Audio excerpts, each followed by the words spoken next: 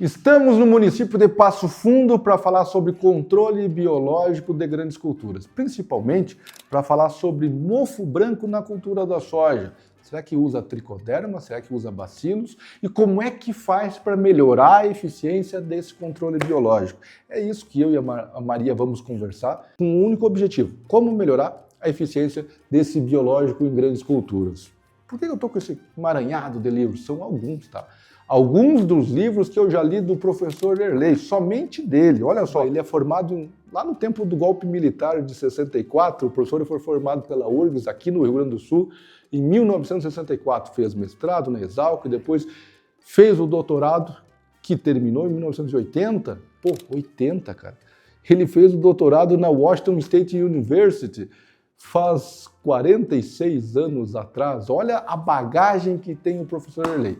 É por isso que eu e a Maria somos fã de carteirinha do Erlei e vamos ver o que ele ensinou a Maria nessa didática, nesse curso que foi ministrado na UPF.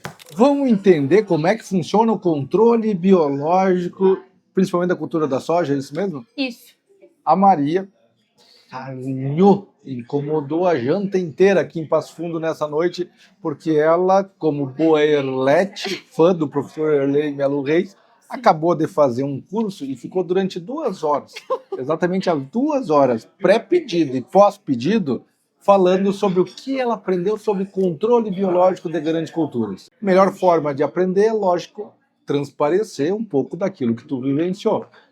Eu estou aqui aproveitando que ela está com a mente fresca sobre os assuntos conversados com o professor Erlei ali dentro da UPF, e eu vou aproveitar, ver o que ela aprendeu dentro do Instituto Agres, do Erlei, da Andréia, e vamos passar essas informações para vocês, e ela já fixa a informação, e eu também aprendo com ela. Maria, começamos por onde? Como é que foi o curso? Foi muito bom, muito bom. É que eu sou suspeita para falar. Porque Tá. eu adoro o professor Erlei. Você tem que olhar E lá. ele é extremamente inteligente, ele é muito bom. E todo mundo deveria conhecer. É a faixa etária parecida, né? É, 85, Você com 17, 85. Mas todo mundo Os assuntos deveria. fecham muito para conversar. O pior é que sim. O pior Desde é que se sim. esteja interessado em agricultura, com toda certeza, a idade é o que menos importa. Vamos ao que interessa. O que a gente Falando pode de começar? biológico, eu vou começar com alguns apontamentos daquilo que você vem conversando comigo. Primeiro, ele falou sobre controle biológico. Ele focou em que cultura e que praga, não, desculpa, e que doença, qual é o alvo biológico? Então, a principal conversa foi o mofo branco e principalmente com o uso do tricoderma em soja. Então, Ok, mas vamos entender essa situação. Por que, professor, na tua visão, é lógico, isso aqui é uma visão da Maria que assistiu, isso. e a minha visão do que ela comentou, do que ela está comentando com a gente aqui nesse vídeo. Por que será que ele focou em mofo branco na cultura da soja e por que tricoderma? Mofo branco é porque, assim, segundo ele, e eu acredito nele, é a segunda doença mais severa. Acredito Você nele. também acredita nele? É a segunda doença mais severa para a cultura da soja, primeira a ferrugem. Ok. Então, Vou fazer um adendo.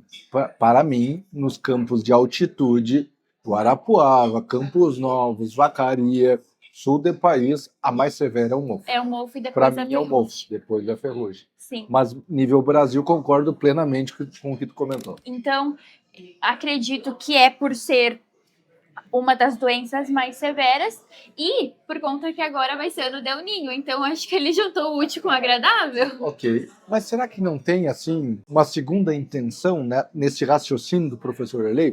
Por que eu pergunto isso?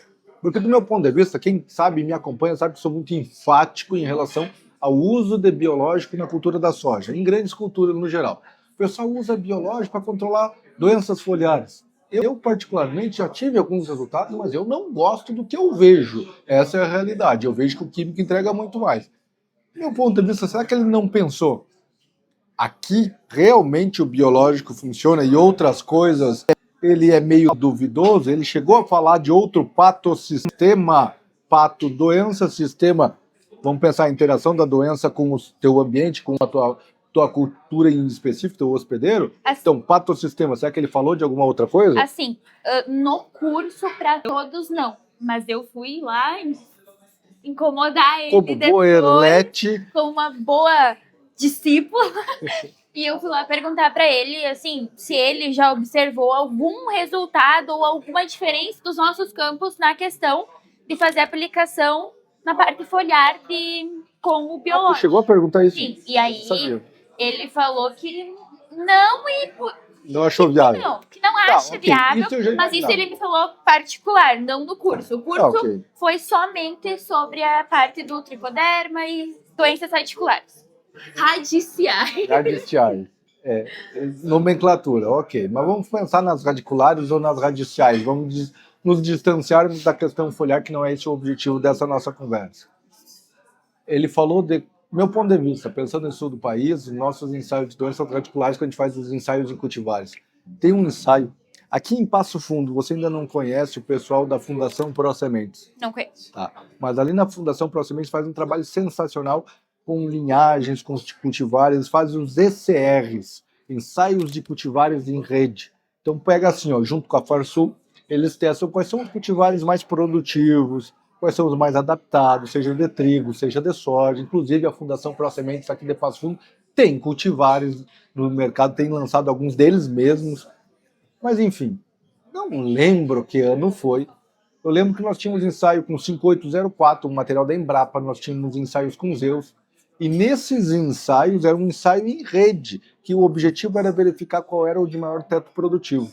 O mais produtivo para a cultura da soja, em 2 épocas de cultivo, e nós fizemos uma parceria com o pessoal da Fundação e avaliamos doenças radiculares. Nesse ensaio em específico, se eu encontrar o resultado, eu coloco aqui nesse vídeo, eu lembro exatamente que, primeiro, o 5804 ganhou em produtividade, não tem a ver com a nossa situação, mas na primeira época foi a mais produtiva, até ganhou da Zeus, plantio de outubro.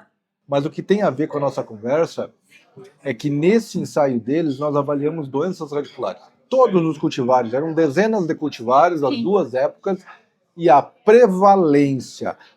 O fungo de maior incidência foi, em primeiro lugar, macrofomina, em segundo lugar, fusário, em terceiro lugar, geográfico da raiz da soja, da haste da raiz da soja, que o professor Erlei chama de geográfico, é um fomopsis, é um diaporte. Ele falou sobre esse efeito, você falou podridão radicular. Maria, vamos botar o foco, então, agora, momentaneamente, esquecer o mofo e vamos botar em podridão da raiz. Vamos. Ele comentou alguma coisa sobre isso? Ele, com a sua forma muito séria de falar, ele falou que se vocês não conhecem uma lavoura sem doença, vocês ligam para ele, que ele vai ir na lavoura de vocês e ele nunca viu nenhuma lavoura da América do Sul que não tenha macrofomina. Macrofomina? Pô, isso é legal, porque naquele campo em específico, que foi conduzido em Lagoa Vermelha com a parceria Fundação e Fito Agrícola, na época, nós vimos exatamente isso. Não, todos os materiais. É a mais comum. Podridão cinzenta da raiz da soja, até vou dar um dado importante para quem está nos acompanhando, tinha um material que você não vivenciou, você é mais recente, é o 4º ano dentro da agricultura, é o cultivar de soja 57 e 52. Naquele ano, derreteu. Nos ensaios era o material de maior incidência, era 100%. Qual ano? 100% de incidência. E eu lembro que nesse mesmo ano eu estive em Santa Maria ministrando um curso, e lá em Santa Maria, eu lembro no meio da conversa, um produtor chegou para mim, perdi uma lavoura para macrofomina, por isso, por aquilo, por outro, se queixando. Daí eu perguntei para ele, qual é o cultivar? Ele, 5752. Então essa é uma informação que para quem planta ainda, cuida muito macrofomina. Pois é. Mas aí, Maria, falando de podridão cinzenta, a macrofomina, foi comentado algo a respeito do biológico? Foi comentado. Como eu expliquei para você, quando eu fiz a pergunta sobre a macrofomina, onde ele bateu foi, tem muito hospedeiro. São mais de 400 espécies. Sim. Então, o biológico não foi tão comentado quanto a rotação de cultura. Porém, é o sabor rotação de cultura. Mas tem aquela questão que o milho, a doença é menos severa. Então, mais de 400 espécies entre plantas cultivadas e, mesmo assim, plantas daninhas. Plantas daninhas. Ok. Soja, macrofomina infecta. Sim. Feijão. Sim.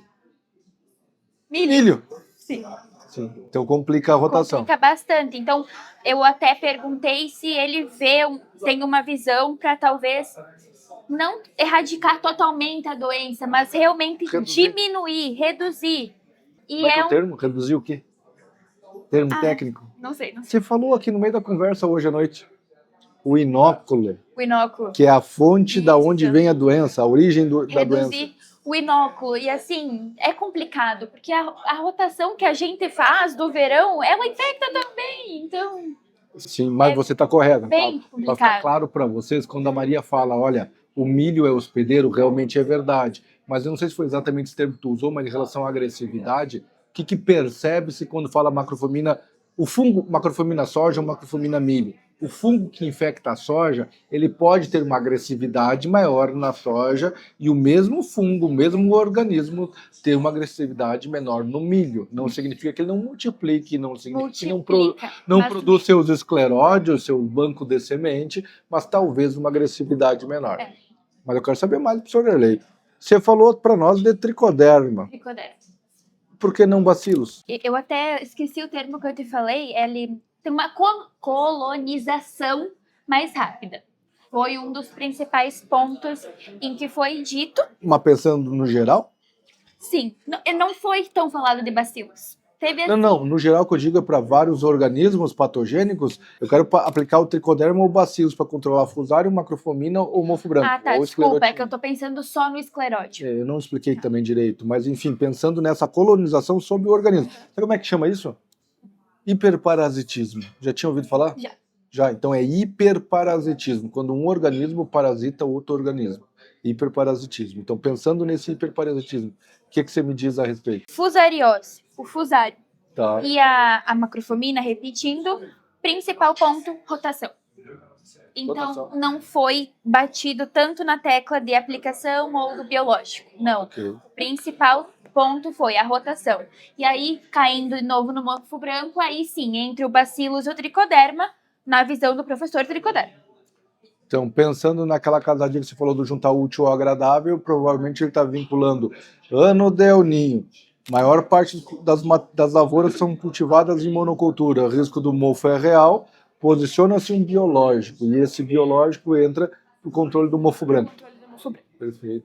E esse momento de aplicação do tricoderma, as misturas tantas que são faladas, pode misturar com tudo que é herbicida, que não tem problema nenhum? Não. Tricoderma, 2,4-D, dá de fazer com RIT, tudo pode fazer à vontade. No caso, vou repetir uma fala dele. A gente usa o fungicida para matar o quê? Fungo. O que o tricoderma é? Fungo. Então, como é que você vai misturar os dois? Não há sentido, não há lógica Teria que cuidar. nessa compatibilidade entre os dois. Tem que cuidar o que vai misturar. Mas, voltando ao herbicida. Ao herbicida, sim. Tá? Ao fungicida eu já cantou a pedra. Se eu for fazer tricoderma, eu não posso fazer numa V0 junto com Exatamente. com prisma. Não posso fazer na primeira verdadeira Defox X-Pro no pré-fechamento, ou vou fazer lá no meio da aplicação um Bravonil com Viovan. Não posso fazer. Não tem como. Porque o fungo morre com fungicida, ponto. Então tem que cuidar. Mas se eu quiser aproveitar uma entrada da lavoura, vou fazer um herbicida. Tem diferença em relação à viabilidade desse tricoderma com diferentes herbicidas? Tem diferença. Eu não sei se eu posso falar algum resultado. Diga, não tem problema nenhum. Assim, não diga números, mas diga o que você percebe. O glifosato é um dos herbicidas que mais deixa... Não podia falar glifosato? Podia? Ah, tá. É porque o glifosato é o herbicida mais usado. E você já está indo contra ele. O que vai ter de gente aqui, de hater, olhando para você e falando, meu Deus, mas glifosato, dizem para mim que eu posso misturar o tricoderma com glifosato. Daí vem uma menina de 17 anos, uma Erlete, e diz que não dá de usar. Eu vou fazer igual o Erlei.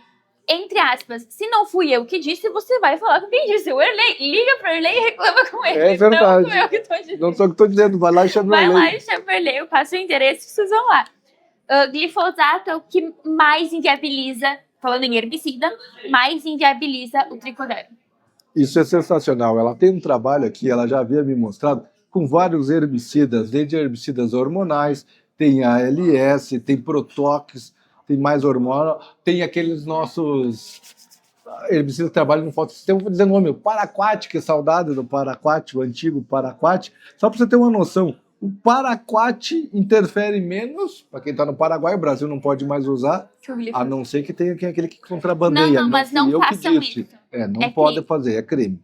Então, olha só, o paraquat, quem estava pro lado de lá, da fronteira, interfere menos tu misturar, não tô falando que pode, nem que seja bom, mas interfere menos misturar tricoderma com paraquat do que tricoderma com glifosato. Isso aqui é uma quebra de paradigmas sem tamanho. Sabe que eu fiquei chateado? Quando a gente estava conversando, eu te perguntei, você lembra dos meus dados nas placas com doses de ZAP-QI, 1, 2, 3, 4 litros? O que você respondeu? Eu não lembro. Daí ela veio e me contou como sendo novidade. A minha vontade era dar uns tapas. Vontade era dar uns tapas. E agora, saindo, mas não saindo dessa parte. Mantendo no tricoderma e no mofo branco. Isso. Tem essa questão que a gente falou que se torna mais caro por conta que a recomendação do professor é fazer herbicida em uma aplicação, tricoderma em outra. Isso complica demais. Então, demais. nós não podemos misturar na visão do professor e na dos dados. O professor é lei, que fique claro. Porque na visão dele, nos experimentos, tá aqui, diminui muito a viabilidade do tricoderma e aí acaba se tornando mais caro, porque você vai precisar fazer 2 aplicações. Vamos parar para pensar, vamos ser bem coerente. Volta e meia, a gente não vê no químico o pessoal errando? Sim. Na escolha, no momento, às vezes na dose, nas misturas. O biológico é mais difícil ainda de acertar o momento de fazer. E é um ser vivo, né? O cuidado que tu tem com ele ali. Vou usar a frase, já que você citou alguns terceiros hoje, eu vou citar uma frase que eu ouvi do Laércio, eu achei de uma simplicidade, uma verdade muito grande. O Laércio, o agricultor lá de Mangueirinha do Paraná. Ele comentou um dia assim, você vai misturar, quando eu expliquei para ele algo parecido com isso, ele falou assim, você vai misturar coisa que morre com coisa que mata. Como é que você quer que no final sobreviva alguma coisa? É bem isso. Então, olha só que interessante, muitos de vocês, muitos de nós também, você não tem talvez tamanha experiência, mas surgiu uma onda recente na agricultura. Quando eu estava lá na faculdade de agronomia, falava-se na liberação dos transgênicos resistentes, da soja transgênica resistente, e milho também, resistente a glifosato. Então, todo mundo tinha medo do glifosato e dos transgênicos. Essa era meu tempo de visão lá no passado. Hoje todo mundo sabe, todo mundo usa, todo mundo come milho e soja transgênico, ponto final. Atualmente, talvez agora, se tudo der certo, tu entrar na agronomia no ano que vem, se tudo der certo em 27, tu entrar na agronomia, não sei aonde, mas enfim, o que você vai perceber é o seguinte, é muita gente falando que o glifosato faz mal para a vida do solo. Eu já tinha parado para pensar, já tinha pensado sobre isso, eu tenho visto uma onda bem recente na agricultura falando dessa interferência de glifosato na biota, nos eu organismos. vejo muito na escola, né, os meus colegas da escola que são extremamente assim... Contra. Hã? Contra? Não, que são extremamente Adultos. assim, falando... Incoerente. Eu nunca tinha inadequados, incapacitados. Eu nunca tinha escutado isso do glifosato fazer mal. Uma divergência cognitiva que a gente não sabe como é que eles vão terminar o 2º grau. E aí, eles falaram isso do glifosato. E aí que eu fiquei sabendo dessa onda de falar do glifosato por conta do solo. Porque eu não sabia. Do solo já estavam falando? Não sabia. Sim, não estou falando que não possa fazer. Estou falando que faz mais de 20 anos que está no mercado.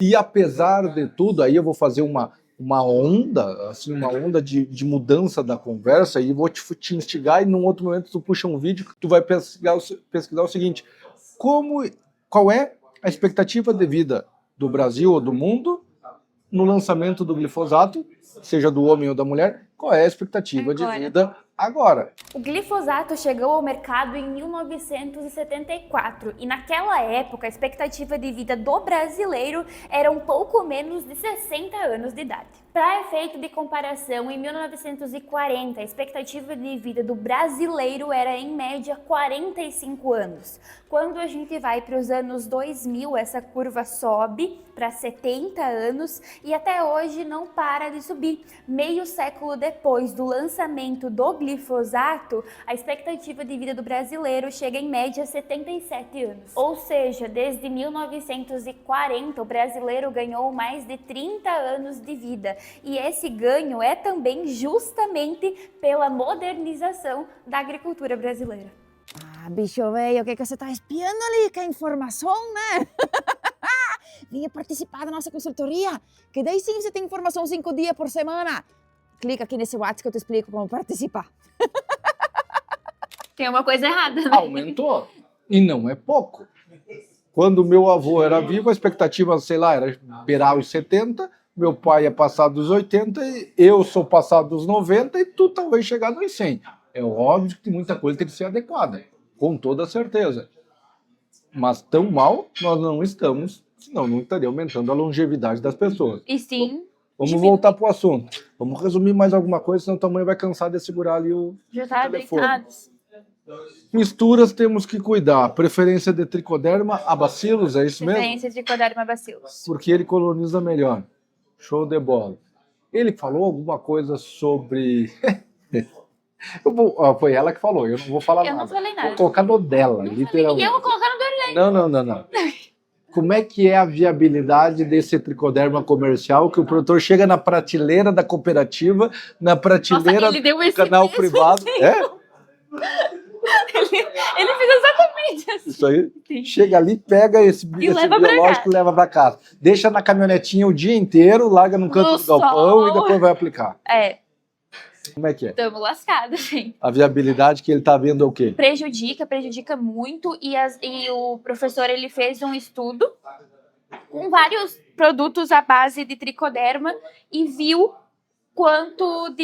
foi quantificar a quantidade de esporos que tinha nesses produtos. Um desses produtos tinha um esporo viável Um viável. Comercial. comercial que estava lançado, que está sendo vendido. Não sei se está Essa é outra grande que está complicação. sendo vendido. Não é só o professor Elei, agora vou fazer assim uma comparação bibliográfica, né? Vamos pegar outros autores. O David, que conversa com a gente seguidamente, faz ensaios pela Fundação lá em Chapadão do Sul, no Mato Grosso do Sul, ele comenta exatamente a mesma coisa. O pessoal lá que eu não sei se não é cooperado, enfim, o pessoal que é sócio da Fundação Fundação Chapadão, nesse caso, ele volta e meia, manda produtos comerciais, lotes, recebeu um lote novo, vai avaliar a viabilidade, e o David fala seguidamente que não tem a viabilidade que deveria ter. Então, uma dica extremamente importante para vocês, nós não fazemos, procure o Erlei, qualquer outro laboratório, talvez a UPF aqui em Passo Fundo, a Federal de Santa Maria, quem está no Paraná, procura instituições e vai verificar a viabilidade. Que uma coisa é a UFC, tu lembra o UFC? Unidade Formadora de Colônias. Outra coisa é essa unidade formadora, seja micélio, ou seja fragmento de micélio, ou seja esporo, estar viável. Ela tem a capacidade de produzir um tubo germinativo e infectar o teu escleródio. Tinha algumas empresas lá de biológicos vendo esse mesmo curso, né, que eu fui hoje de tarde. Todo mundo quer informação. E ela falou, na bula, o que tem escrito? A concentração. Em lugar algum está escrito quantos vão germinar. É unidade formadora de colônia. Mas é que se tem unidade, o termo normalmente é UFC, não são esporos. É UFC, unidade formadora de colônia. Para formar colônia tem que germinar.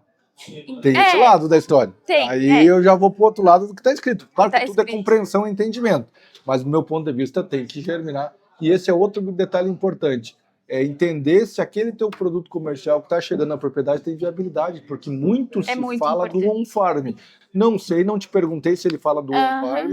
Você pode até falar, não tem problema nenhum. Só que o pessoal critica o on-farm, mas o on-farm pode ser inviável como pode ser viável. Agora, o comercial é a mesma coisa, vai da qualidade do que chega. Tua cara diz muito, fiquei preocupado. Não gostou. Não gosta por conta de quê? Por conta que Embrapa... Não vou me lembrar o nome da doutora, da pesquisadora, mas na Embrapa eles não falam a melhor coisa sobre o on-farm. Sim, concordo. E ele diz que assim, pode ter o viável e o não viável, tanto no on-farm quanto na empresa, como a gente está vendo. Mas a empresa a gente tem uma segurança mais, talvez... Sim, você tem que cobrar, eu concordo com isso. Mas na própria Embrapa, eu vou te dizer assim, uma experiência minha. Eu e a tua mãe fomos a Brasília, no Congresso Brasileiro de Fitopatologia, uns anos atrás. E eu lembro que tinha, da Embrapa, palestrantes diferentes, em momentos diferentes do Congresso de Fitopatologia. E tinha um viés dentro, alguns pesquisadores dentro da Embrapa que eram a favor do on-farm, lógico que com equipamento adequado, não é com caixa d'água, com aço inoxidável, outra coisa, ensinando, inclusive, como multiplicar o on-farm. Normalmente bacilos, eu já não gosto de Trichoderma on-farm, mas o bacilos, bactérias e outras mais, bacilos, azospirillum e outras mais, multiplicação on-farm. E dentro do mesmo congresso, nós tínhamos o pessoal da Embrapa dizendo contra. Tinham as Ele não duas falou linhas. assim exatamente, sou contra, sou a favor. Mas não é, acho que é a preferência dele, assim. Concordo. Essa visão não é o que ele prefere. Beleza. Mais algum ponto para a gente comentar sobre? Tem muita coisa para conversar aqui, mas do que a Maria aprendeu ali. Isso eu acho importante, que não é uma aplicação que vai resolver. Pá, isso aí poderíamos falar mais sobre. Tá, então peraí, eu tenho problema de mofo branco, eu faço uma aplicação e acabou? É para sempre. Faz uma aplicação ali para pegar... Vai fazer diferença e resolver o problema. Resolver o problema. Não. Para você trabalhar com tricoderma no controle do mofo, que a gente fala para pegar no escleródio, né? Tem que pegar no escleródio. Pera, para tudo. Ela vem. Não, isso é importante. Como é que faz a aplicação de biológico se o objetivo é controlar a esclerotínia, eu quero controlar mofo branco? Eu faço TS, eu faço no suco, eu faço pulverização de parte aérea, como é que eu faço esse controle? Assim, TS não faz sentido nenhum, assim, no meu ver e pelo que eu compreendi também do Erley, na parte foliar ali, né? Menos ainda Pulverização na aérea. pulverização aérea, porque como é que você vai atingir o Eu escleródio? acho que tá errado. Tá, foliar é foliar, não é solo. Não. É que tudo é pulverização de parte aérea.